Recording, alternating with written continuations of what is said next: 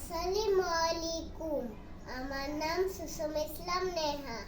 আমি একটি কবিতা আবৃত্তি করছি। কবিতার নাম নেমন্তন্ন।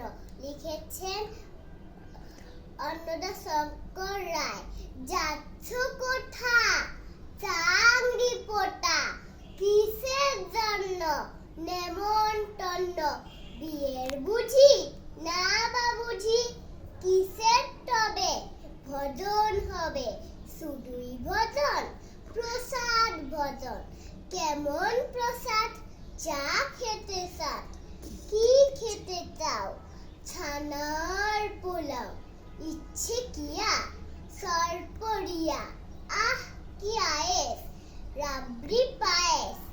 এই কে বলি ক্ষীর কদলি, বাহ কি ফলার, সবজি কলার। এবার থামো, ফজলি আমো, আমিও যাই না মশাই। সবাইকে ধন্যবাদ।